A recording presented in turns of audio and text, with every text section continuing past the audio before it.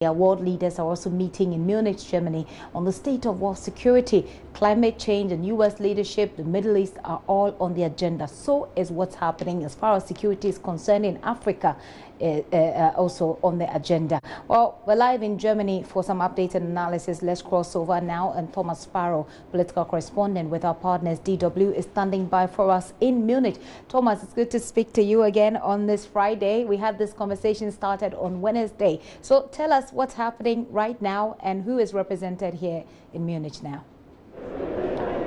Gifty, it's a pleasure to talk to you this time, not from Berlin, as we do every Wednesday, but from the city of Munich, where this very important conference is taking place. I mentioned on Wednesday that around 35 heads of state and government are meeting, around 80 foreign and defense ministers as well, about 600 security experts, many from Africa as well. And what's happening right here now is a discussion on topics such as defense cooperation around the world, also the role of the United States internationally, and also something very important, the role of NATO. We heard speeches by, for example, Germany's defense minister. We also had a panel with various foreign ministers, and we're obviously now waiting for the continuation of events here.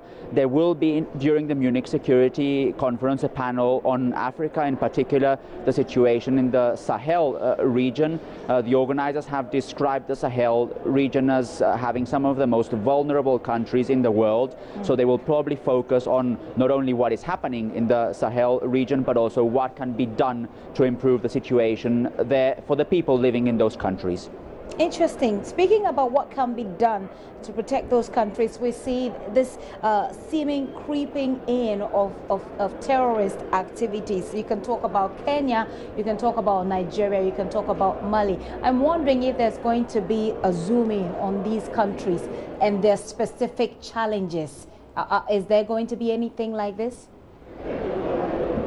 There are representatives here from various African countries, also representatives from the African Union, and there will be a wide-ranging discussion on security challenges for Africa. So you can expect some of those issues to be discussed. In particular, the situation in Mali that you mentioned is one that for Europeans in particular is also extremely important. As you know, there is a mission in Mali, a very dangerous mission in Mali, for instance. So those are all aspects that will be discussed here, in particular what can happen to those missions as well. If there are any solutions that can come from Africa with an African perspective, that's also something that is important when we discuss these kinds of issues. So Africa will certainly be one of the key elements of discussion here. There will be African representatives as well talking about these issues. And something important, Gifty, is normally you have here the official agenda, so the panels, the speeches, but something very important that happens is what happens on the sidelines. There are also discussions that are mostly private between different delegations, and you can certainly expect that some of the delegations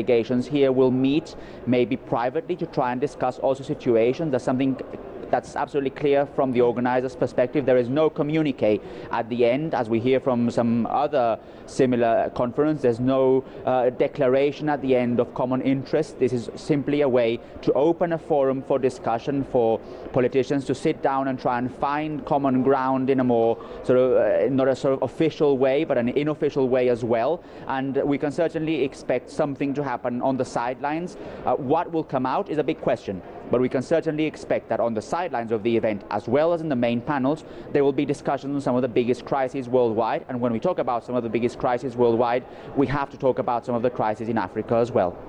And talking about some of the crises in Africa, I'm sure that as you go along, you come across some of the African representatives, and you can ask them. I mean, we can raise the issue, especially about electoral-related violence, which is one of the key things that we're dealing with here in Ghana. But Thomas, we also know that there is what's happening in the U.S. as far as leadership is concerned on the agenda and climate change, and those two kind of can go in tandem, move in tandem.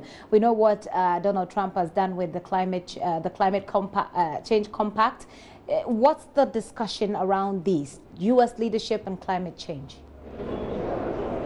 Well, very important. In fact, the delegation of the United States is one of the biggest, and we already had one discussion with one congressman from the United States where he was talking about the role of the United States internationally. The organizers have said that there is a certain leadership vacuum, and that something that has affected that leadership vacuum is the role of the United States internationally, the fact that the United States President Donald Trump has been focusing more and more on his America First policies, that has affected in a way what role the US plays internationally and who will fill that vacuum. The organizers have also stressed that we're witnessing an era of increased competition between the United States, China and Russia, and there have been renewed calls precisely here to try and find multilateral avenues, multilateral ways to deal with some of the biggest problems of our time. And when we talk about some of the biggest problems of our time, then the problem that you yourself have just mentioned is absolutely vital: climate change, and what role climate change plays when it comes, for example, to security.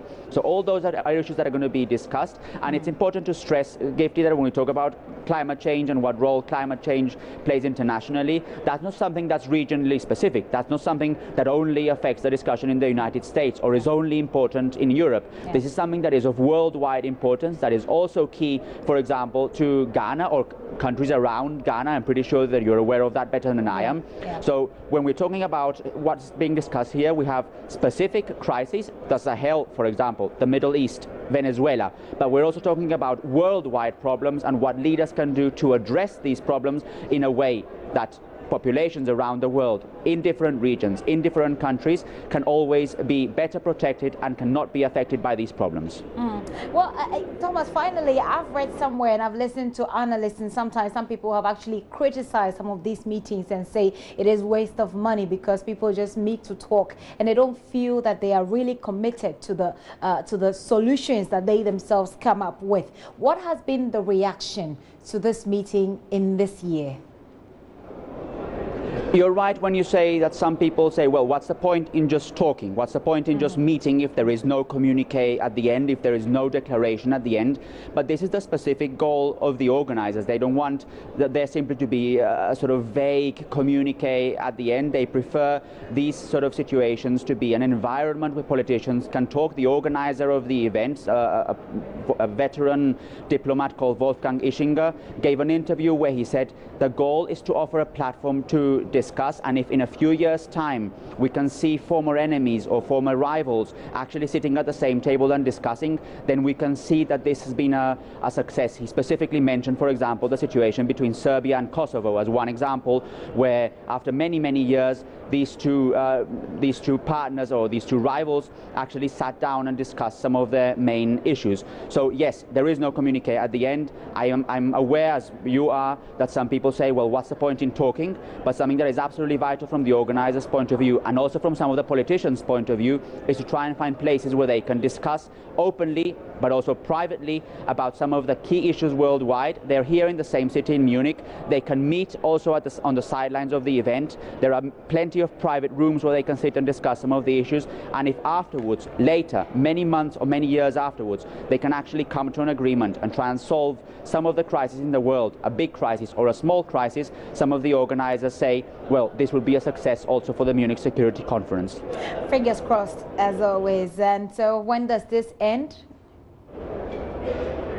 This ends on Sunday. There are events going on today, Friday, tomorrow, most of the day, and on Sunday as well. So you can clearly imagine that there will be a lot of information to discuss, and we obviously look forward to discussing it with you maybe next week during a regular cross. Certainly, certainly.